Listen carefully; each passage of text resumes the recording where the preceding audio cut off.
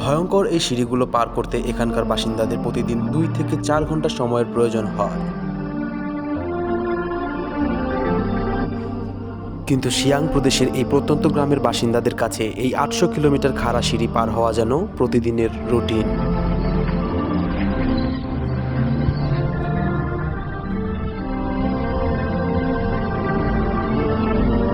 তবে স্কুলে পড়া বাচ্চাদের জন্য এই রাস্তা পার হওয়া আরও বেশি ভয়ানক।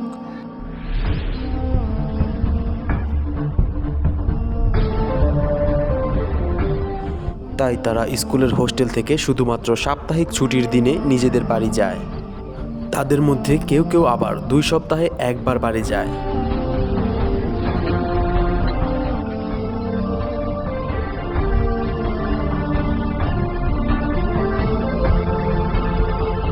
কিন্তু তারপরও ছোট ছোট এসব বাচ্চাদের দুর্গম এই পাহাড়ি পথ পাড়ি দেওয়া অত্যন্ত ঝুঁকিপূর্ণ।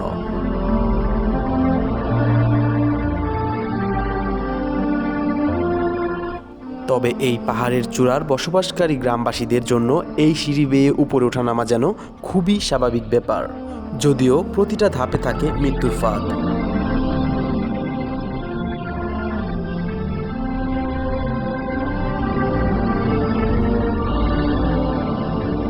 তবে 200 বছরেরও বেশি পুরনো এই গ্রামের সিঁড়ি বেয়ে ওঠানামা করার এমন রীতি প্রজন্মের পর প্রজন্ম ধরে চলে আসছে।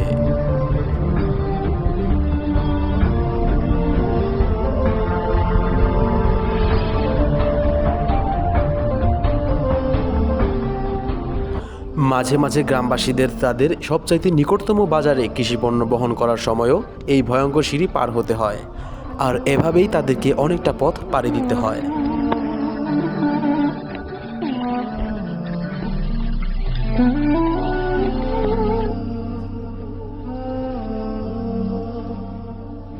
সেখান থেকে আবার বাড়ি ফেরার সময়ও একই সমান রাস্তা পাড়ি দিতে হয়।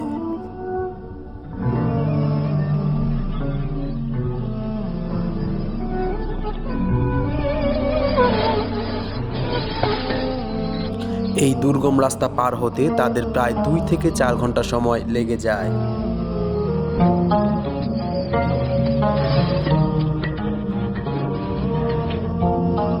বলা হয়ে থাকে এসব বাসিন্দাদের পূর্বপুরুষেরা যুদ্ধ ও উপজাতীয় সব সংঘর্ষ এড়াতে এই দুর্গম স্থানটা বেছে নিয়েছিলেন নিজেদের বসবাসের জন্য।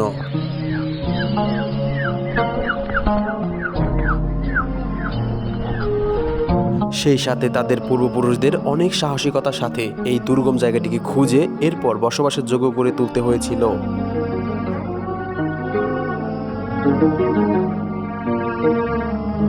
তাই তাদের কখনোই তাদের পূর্বপুরুষদের ঐতিহ্য ফেলে অন্য কোথাও গিয়ে বসবাসের চিন্তা একবারের জন্য মাথায় আসে না।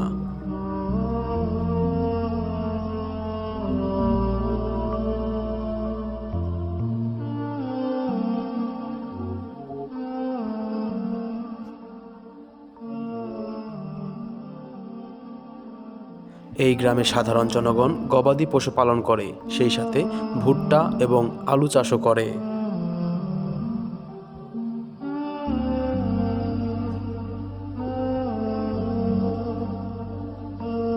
কিন্তু দুর্ভাগ্যবশত সব ফসল তারা পাহাড়ের নিচে বিক্রির জন্য নিয়ে যেতে পারে না, তাই তারা এগুলো বিক্রি করে খুব বেশি অর্থ উপার্জন করতে পারে না।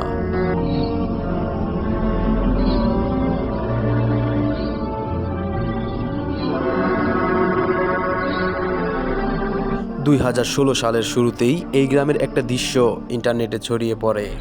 আর ভিডিওটা হলো স্কুলের কিছু বাচ্চা বেতের সিঁড়ি বেয়ে একটা খাড়া পাহাড় ধরে নামছে। এটা দেখতে খুবই ভয়ানক ছিল, দেখলেই যেন গা শিউরে ওঠে।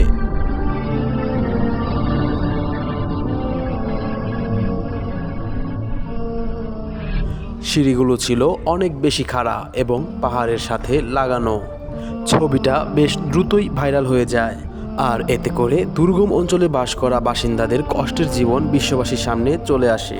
এর পেছনের মূল কারণ ছিল এই ভয়ানক রাস্তা।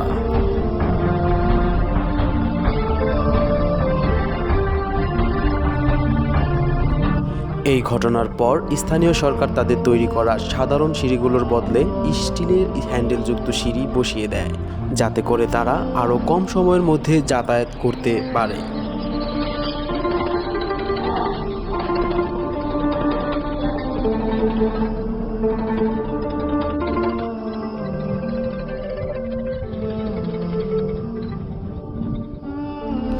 মজার ব্যাপার হলো বর্তমানে এই গ্রাম পর্যটকদের আকর্ষণের কেন্দ্রবিন্দুতে পরিণত হয়েছে।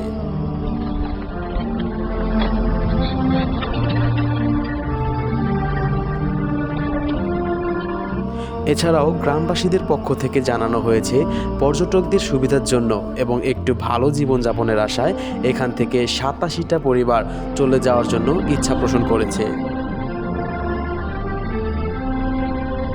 তারা মূলত এখান থেকে প্রায় 75 কিলোমিটার দূরে সরকারি কিছু আবাসস্থলে যেতে চাইছে, যেখানে গেলে তারা একটি সুন্দর দরিদ্রমুক্ত জীবন পাবে। তবে গ্রামের সব বাসিন্দা কিন্তু এমনটা চায় না।